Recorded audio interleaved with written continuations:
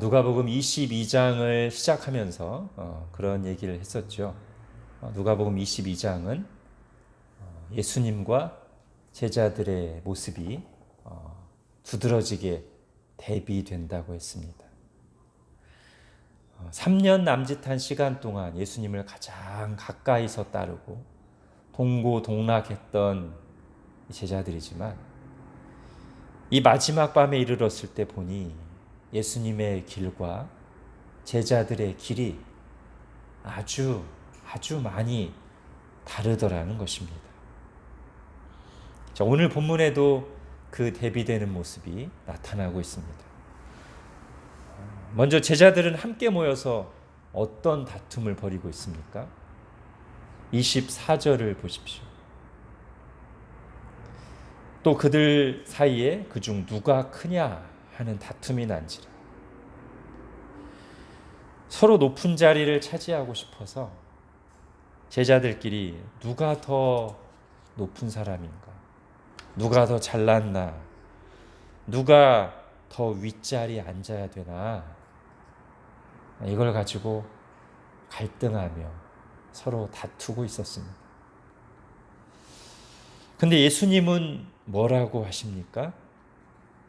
27절 보십시오. 같이 읽겠습니다. 시작. 앉아서 먹는 자가 크냐, 섬기는 자가 크냐. 앉아서 먹는 자가 아니냐. 그러나 나는 섬기는 자로 너희 중에 있노라. 이 구절의 의미가 더 실감나게 드러나도록 현재 우리의 일상 용어로 이렇게 바꾸어 읽을 수 있겠습니다. 앉아서 차려다 주는 음식을 먹고 있는 사람이 크냐? 아니면 시중드는 서빙하는 사람이 크냐? 앉아서 차려다 주는 음식을 먹는 사람이 아니냐? 그러나 지금 나는 너희들을 시중드는 서빙하는 사람으로 여기 있노라. 이렇게 말씀하고 계십니다. 더 높은 자리에 앉고 싶어서 서로 다투고 있는 제자들, 교인들. 반면에 자신을 낮추어 제자들을 시중드는, 섬기시는 예수님. 높아지려고 하는 제자들, 낮아져 오신 예수님. 이렇게 대비되고 있어요. 이렇게 예수님이 걸어가시는 길과 제자들이 가려는 길이 완전히 반대입니다.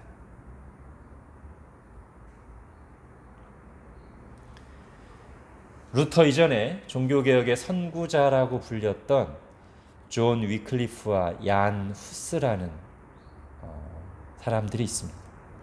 그들은 그들 당시의 교황 그리고 그들 당시의 교회의 모습이 성경에 나타난 예수님 그리고 예수님이 말씀하신 교회와는 너무나 다른 것을 발견했어요. 그리고 그것을 사람들에게도 알기 쉽게 가르치려고 그림으로 표현했습니다. 먼저 위클리프는 그의 책에다가 이런 사파를 그려 넣었어요. 한쪽엔 가시면류관을 쓰신 예수님의 모습이 그려져 있고 다른 한쪽에는 황금 면류관을 쓰고 화려한 예복을 입은 교황의 모습이 그려져 있습니다. 또 한쪽에는 여인에게 죄사함을 선포하시는 예수님의 모습이, 또 한쪽에는 면죄부를 판매하고 있는 교황의 모습이 그려져 있어요. 너무 다르다는 것이죠. 반대라는 것이죠. 그런 위클리프에게서 많은 영향을 받은 얀 후스도 교회당 벽에 이런 그림을 그렸습니다. 한쪽에 제자들의 발을 씻어주시는 예수님, 그리고 다른 쪽엔 교황의 발에 입맞추고 있는 신자들의 모습이 그려져 있어요. 뭔가 잘못됐다는 것이죠. 반대의 모습이라는 것이죠. 그런데 이게 중세 시대에 이르러 타락한 교황주의자들에게만 나타난 것이 아니라는 거예요. 오늘 우리가 살펴보고 있는 본문의 이 제자들, 사도들에게서 같은 종류의 욕망이 꿈틀거리고 있는 것을 우리가 발견하는 것이죠.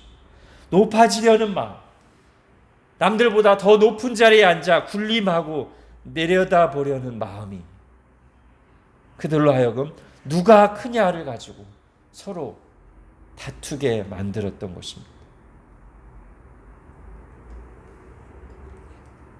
예수님은 분명히 말씀하십니다. 그건 세상의 길이지 나의 길이 아니다. 나의 길은 다르다. 너희는 높아지려고 하는 세상을 따르지 말고 나를 따라 낮아져 섬기는 자들이 되라. 이것이 25절부터 27절까지 주님이 말씀하신 내용입니다. 우리 25절부터 27절까지 다시 한번 읽어볼까요? 시작.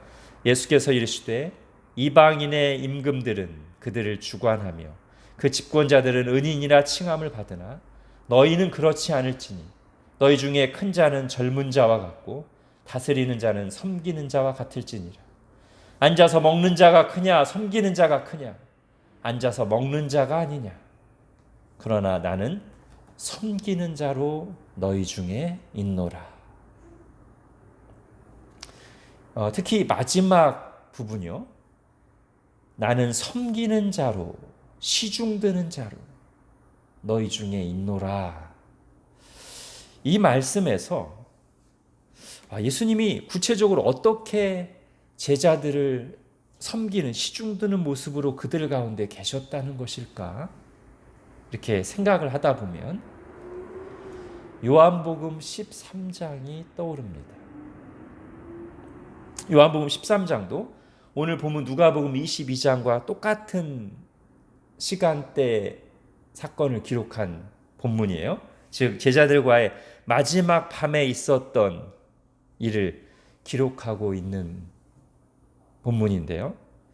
거기에 보면 예수님이 제자들과 이 마지막 밤 식사를 함께하고 계시다가 문득 자리에서 일어나 제자들의 발을 씻어주셨다고 합니다.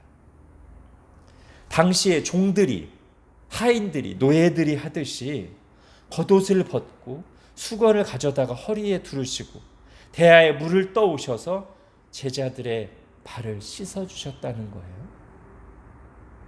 주님이신 예수님께서 자기 발을 씻으려고 하시자 베드로는 결사적으로 거절하기도 했었죠. 왜냐하면 그건 종들이나 하는 일이었으니까요. 예수님께서 오늘 본문에서 말씀하신 나는 섬기는 자로 시중드는 자로 너희 중에 있노라 이 말씀이 구체적으로 가리키는 바가 그것이 아닐까 생각합니다. 그리고 요한복음 13장에서 예수님이 식사 자리에서 문득 일어나 제자들의 발을 씻어주셨던 이유는 바로 오늘 본문에서 나온 제자들의 모습 때문이지 않았을까라고 생각하면 잘 연결이 돼요. 즉 누가 크냐를 다투는 제자들에게 섬김의 본을 보이시며 깨우치시기 위해서 제자들의 발을 씻어주셨다는 것이죠. 예수님께서 마지막 밤에 이렇게 제자들에게 섬김의 도리를 가르치신 또 한 가지 중요한 이유가 오늘 본문에 나옵니다. 28절부터 30절까지입니다. 같이 읽겠습니다. 시작. 너희는 나의 모든 시험 중에 항상 나와 함께한 자들인즉 내 아버지께서 나라를 내게 맡기신 것 같이 나도 너희에게 맡겨 너희로 내 나라에 있어 내 상에서 먹고 마시며 또는 보좌에 앉아 이스라엘 12지파를 다스리게 하려 하노라. 예. 그 이유가 뭐예요? 제자들에게 섬김의 도리를 본을 보이며 가르치신 이유가 뭡니까? 이 제자들이 무슨 일을 해야 될 사람들이기 때문에 장차 교회를 다스리는 일을 해야 되는 사람들이기 때문이에요. 지금 예수님 곁에서 예수님과 이 마지막 시간을 함께 보내고 있는 이 제자들은 예수님께서 친히 선택하시며 양육하신 사도들로서 장차 보좌에 앉아 이스라엘 12지파를 다스릴 사람들이기에 누구보다도 반드시 예수님처럼 섬김의 도리를 배워야 한다는 것입니다. 장차 영적 지도자가 되어 다스려야 할 제자들에게 다스리는 자의, 직분자의, 권위자의 올바른 자세를 가르쳐 주시는 거예요. 그게 뭡니까? 26절 끝부분 다시 한번 보십시오. 다스리는 자는 섬기는 자와 같을지니라. 다스리는 자는 섬기는 자와 같을지니라. 하나님 나라에서, 하나님 나라 공동체에서 다스림의 요체는 섬김이라는 거예요. 이 제자들이 다스리는 일을 해야 될 자들이기에 반드시 섬김을 배워야 된다는 거예요. 왜 그렇습니까? 왜 하나님 나라 공동체에서 다스리는 일을 맡은 사람들은 반드시 섬기는 사람들이어야 합니까? 우리가요, 어떤 사랑의 행동을 보거나 경험했을 때 감동하고 칭찬하죠. 반대로 그와 반대되는 모습, 이기적인 모습을 보면 실망하고 분노하기도 하잖아요. 왜 그래요? 하나님의 형상대로 창조된 우리 속에 그런 그 하나님의 마음, 그게 남아있기 때문이에요. 그런데 또 다른 한편으로는 우리 자신은 너무 자주 이기적이고 자기 중심적으로 행동하죠. 왜 그래요? 그 타락한 본성을 가지고 있기 때문이에요. 마찬가지로 낮아져 섬기고 희생하는 것을 보거나 경험했을 때 우리가 감동하면서 칭송하고, 반대의 모습, 즉 갑질을 하고 권위주의적으로 행동하고 자기를 높이고 자랑하는 모습들을 보면 싫어하고 불편해하고 분노합니다. 왜 그래요? 하나님이 우리 속에 심어두신 하나님을 닮은 마음이 있기 때문이에요. 그런데 우리 속에 또 다른 욕망은 높은 자리와 완장차기를 탐하고, 그 자리를 얻으면, 완장을 차면 군림하고 대접받으려고 하고 다른 이들을 함부로 대하곤 합니다. 타락한 본성에서 나오는 것이죠. 그렇습니다. 사랑, 섬김은 하나님으로부터 온 거예요. 이기심, 높아지려는 마음, 교만은 타락한 본성이요, 마귀적인 것입니다.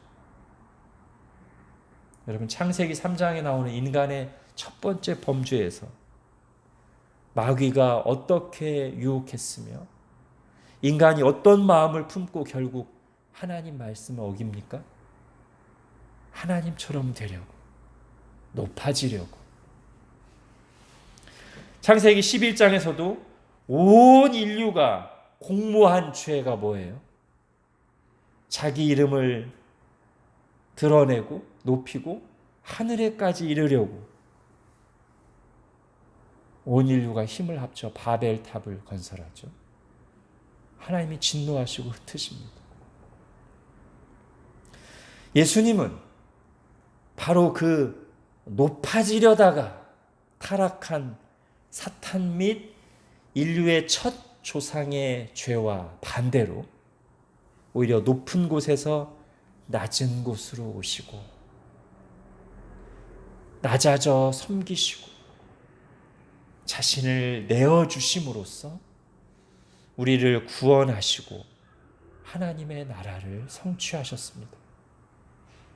그러므로 예수님의 본을 따라 사랑하고 낮아져 섬기는 정신이, 그런 실천이 교회 안에 가득할 때 교회는 하나님의 나라다운 모습을 선명하게 드러낼 것이고, 반대로 높아지고 군림하고 자기 뜻대로만 하려는 교만한 정신이, 행동이 교회에 가득할 때 예수 그리스도의 교회라는 간판은 달고 있지만 실제로는 세상적인 공동체, 마귀적인 성격을 드러내는 공동체가 될 거라는 것이죠. 그런데 지금 예수님 곁에 있는 이 제자들, 장차 사도로서 교회의 기초석 역할을 해야 될 사람들인데, 초대교회의 기둥 같은 지도자로서 쓰임받을 것인데, 그들이 누가 크냐라고 하는, 이 높아지려고 하는 세상적인 생각으로 다투고 있으니 주님께서는 다시 한번 이 섬김의 도리를 분명하게 가르치시는 것입니다. 친히 종의 모습으로 제자들의 발을 씻어주시면서까지, 그들을 시중 드시면서까지 이 섬김의 도리를 가르쳐 주시는 것이죠. 잠깐 한 가지 짚고 넘어갈 게 있습니다. 낮아짐과 섬김을 강조하는 것이 권위와 질서 자체를 부인하려고 하는 이 시대의 잘못된 풍조, 시대 정신과 비슷한 것으로 혼동해서는 안 됩니다. 성경의 또 다른 가르침은 권위를 인정하고 존중하라는 거예요. 로마서 13장에 권세는 하나님으로부터 나지 않음이 없나니 각 사람은 위에 있는 권세들에게 복종하라. 또 베드로전서 2장에 보면 무사람을 공경하며 형제를 사랑하며 하나님을 두려워하며 왕을 존대하고 범사에 두려워함으로 주인들에게 순종하라고 합니다. 이것이 섬김과 나란히 함께 있어야 할 신자의 바른 태도예요. 즉, 신자는 자신이 어떤 권위와 책임의 위치에 있을 때는 섬김으로써 그 겸손을 실천하는 것이고, 반대로는 위에 있는 권위자들에게는 순종함으로써, 그들을 인정하고 존중함으로써 또 겸손을 실천하는 거예요.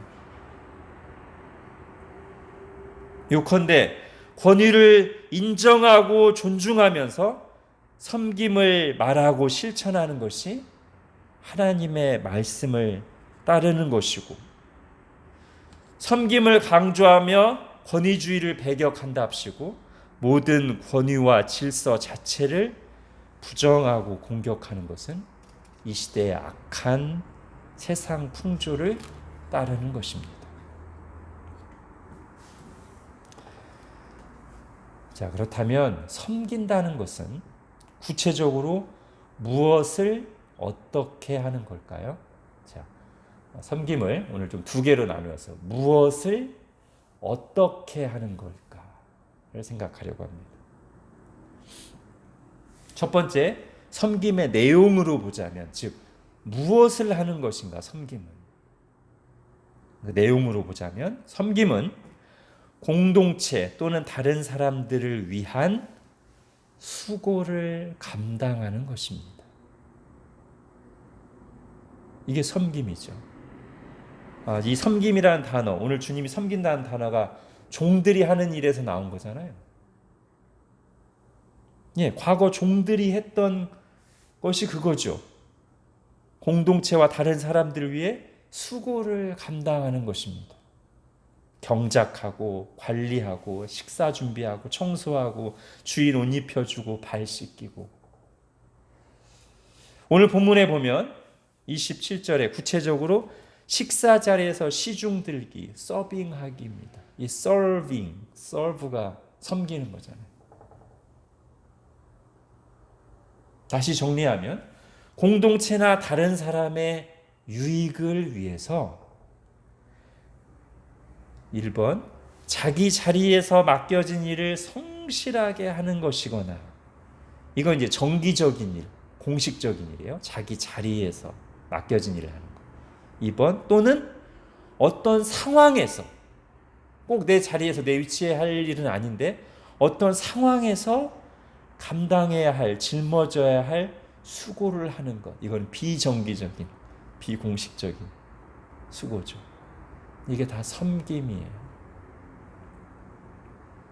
예수님의 모범을 보자면 영혼들을 살리시기 위해서, 인생들을 위해서 선포하시고 가르치시고 제자들을 양육하시고 기도하시고 십자가에 자신을 내어주시는 것, 이게 다 섬김이죠. 이 정기적인 섬김이라면, 그런가 하면 주님께서 길을 지나가실 때 어떤 사람들이 불쑥불쑥 나타나 다윗의 자손이여 나를 불쌍히 여기소서 하면서 도움을 요청하죠. 또 그때 주님은 멈춰 서서 그들을 들어주시고 그들을 도와주십니다. 비정기적인 섬김이라고 할 수 있겠죠. 이게 섬김이에요. 공동체 또는 다른 사람 위해 수고를 감당하는 것. 지금 제자들이 다스리는 자들 일을 할 것이기 때문에 섬기라고 말씀하시는데, 여러분 모든 권위, 모든 직분, 모든 자리에는 수고와 책임이 따릅니다. 다스림에는 수고와 책임이 요구된단 말이에요. 여러분 교회에서 목사, 장로, 집사, 교사, 소그룹 리더, 팀장 다 자기에게 주어진 일들을 책임 있게 감당하는 수고를 해야지, 직분만 있고 가만히 있으면 안 되지 않습니까? 그럼 섬기는 게 아니잖아요. 목사는 말씀을 부지런히 연구하고 묵상하고 준비해서 말씀을 선포하고 가르치고 또 목양을 하고 치리를 하는 일을 해야 되고, 장로들은 신방하고 영혼들을 케어해야 되고, 집사들은 교회 안에 어려운 사람들을, 특히 물질적으로 어려운 사람들이 있는가 부지런히 살피고 돌아봐야 되죠. 교사들은 맡겨진 영혼들에게 가르치고 관심을 가지고 돌보는 일을 해야 됩니다. 소그룹 리더들은 모임을 인도하고 그것을 위해서 준비하는 일을 해야 되겠죠. 그런 수고를 감당하는 것이죠. 그리고 공통적으로 이 모든 직분자들, 책임을 맡은 자들은 기도를 해야 되겠죠.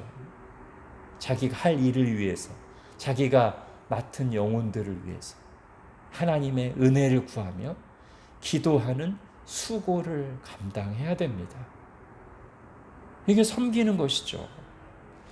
우리가 교회론을 공부할 때 성경을 통해 분명히 배웠던 것처럼 교회의 직분이라는 것은 명예직이 아니라 섬기는 실무직이라고 했죠.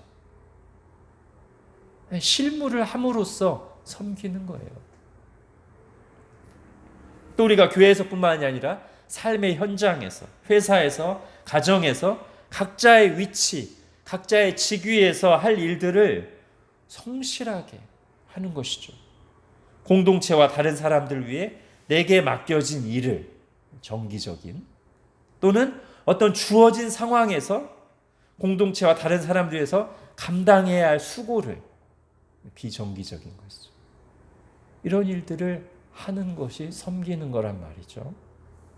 올 초에 우리가 교회 방향이 되는 말씀으로 섬김이라는 말씀을 몇 주에 걸쳐 살펴봤죠. 그때 나눴던 내용도 다시 한번 상기해 보면 좋겠습니다. 이런 메시지를 나눴어요. 하나님으로부터 좋은 것을 받은 사람, 좋은 것을 가진 사람은 그걸 통해 다른 사람들을 섬길 책임이 있다. 예. 가만히 있으면 안 된다는 거예요. 자기만을 위해 쓰면 안 된다는 거예요. 내게 주신 것으로 공동체와 다른 사람들의 필요를 채우고 유익하게 하는 것이 섬김이라는 말입니다. 첫 번째가 섬김의 내용, 즉 무엇에 관한 것이었다면, 두 번째는 섬김의 자세, 어떻게, 이것도 중요하죠. 군림하고 대접받으려만 하지 않고 자신을 낮추어 겸손하게 다른 사람들을 대하는 것, 이게 섬김이에요. 자세로서의 섬김.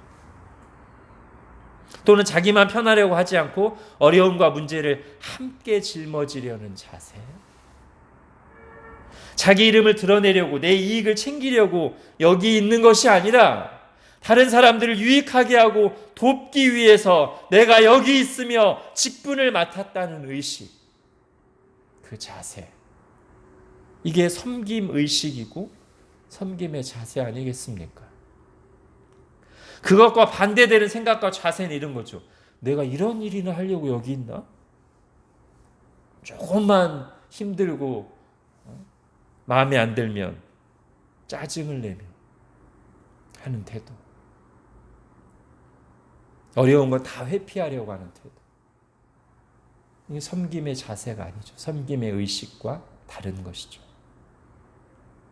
신자들은 섬김 의식을 가지고, 즉 내가 공동체와 다른 사람들을 유익하게 하기 위해서, 그들의 필요를 채우기 위해서 여기 있노라고 하는 그 섬김 의식을 가지고 직분을 구해야 되고, 섬김 의식을 가지고 직분을 맡아 봉사해야 돼요.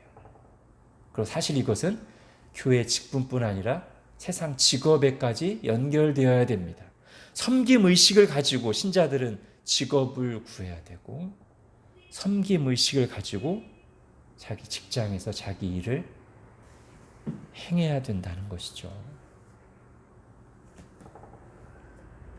하나님 나라 백성들이 교회에서 직분을 맡으려고 하는 이유는 사람들에게 그럴듯하게 보이려고, 남들보다 꿀리지 않고 대접받으려고, 자기 뜻을 펼쳐보려고가 아니라 하나님의 뜻을 이루려고, 하나님의 백성들을 유익하게 하려고, 선한 일에 쓰임받고자 하는 동기 때문이어야 한다는 거예요. 디모데전서 3장 1절에서 말합니다.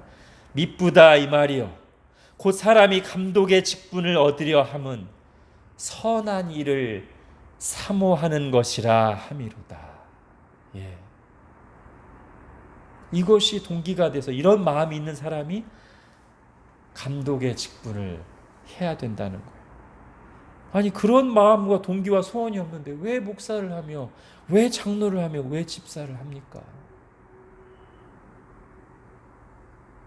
마태복음에 보면 충성되고 지혜 있는 종이 되어 주인에게 그 집 사람들을 맡아 때를 따라 양식을 나눠줄 자가 누구냐? 예. 주인의 집 사람들에게 때를 따라 양식을 나눠주는 그 수고를 기꺼이 주님을 위해서, 주님의 백성들을 위해서 충성스럽게 감당하고자 하는 마음에 소원이 있는 자가 누구냐? 그들이 직분자가 되어야 된다는 거예요. 그런 마음으로 직분을 구하고 수행해야 된다는 것이죠. 주인이 올 때 그 종이 이렇게 하는 것을 보면 그 종이 복이 있으리로다. 내가 진실로 너희에게 이르노니 주인이 그의 모든 소유를 그에게 맡기리라. 우리 주님께서는 그렇게 섬기는 자들을 기뻐하신다는 것이죠. 다시 한번 예수님의 모범을 말씀드립니다. 인자가 온 것은 섬김을 받으려 함이 아니라 도리어 섬기려 하고 자기 목숨을 많은 사람의 대속물로 주려 함이니라.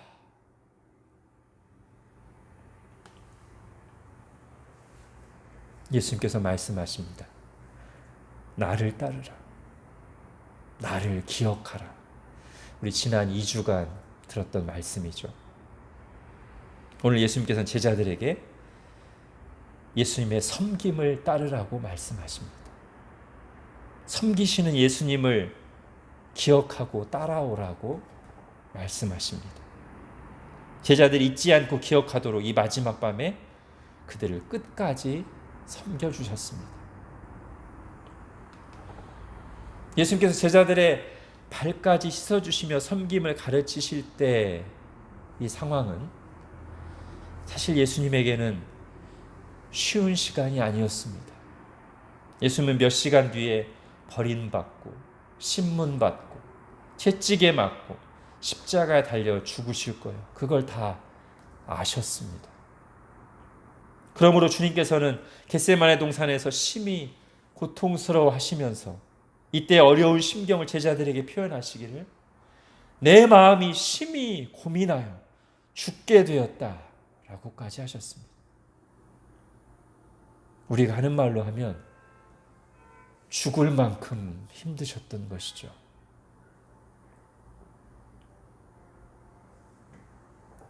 이날 밤 예수님의 섬김은 그러므로 생각하면 생각할수록 더 놀랍고 감동이 됩니다. 본래 주님이시면서 당시의 노예들처럼 자신을 낮추어 제자들의 발을 씻어주신 행동, 그 섬김 자체도 파격적이고 놀라운 일인데 십자가를 몇 시간 앞둔 그 힘든 상황에서 제자들을 끝까지 섬겨주셨음을 생각할 때 죽을 만큼 힘든 그 상황에서 자기 자신이 아닌 제자들을 끝까지 섬겨주셨다는 것을 생각할 때 우리가 다시 한번 놀라고 감동하게 됩니다. 그리고 그 끝까지 섬겨주신 그 제자들이 몇 시간 뒤에 예수님을 팔아넘기고 3번이나 모른다고 부인하고 한 사람도 남김없이 예수님을 버리고 도망칠 것이라는 사실을 다 아시면서도 그렇게 하셨다는 사실을 또 생각할 때 예수님의 섬김에 대해 더욱 놀라며 묵상하게 됩니다. 배신하고 상처 주고 힘들게 할 것을 뻔히 아시면서도 끝까지 섬기시고 아낌없이 자신을 내어주신 섬김이었기 때문이죠. 그리고 그 모든 놀라운 사실들은 지금 우리에게도 하나도 빠짐없이 다 똑같이 적용되는 것들입니다. 왜냐하면 예수님의 그 십자가 죽으심은 제자들뿐만 아니라 바로 바로 나를 위한 것이었고 그리고 그 은혜를 받은 나는 예수님의 그 크신 희생과 사랑을 알면서도 그 은혜를 경험한 뒤에도 반복해서 불신하고 하나님을 배신하고 죄를 짓고 넘어지기를 수없이 반복해온 자격 없고 나약한 죄인인데 그것을 주님께서 다 아시면서도 나를 위해 십자가를 지셨으며 성령으로 복음으로 나를 찾아오셔서 구원해 주셨으며 지금까지 변함없이 사랑해 주시기 때문입니다.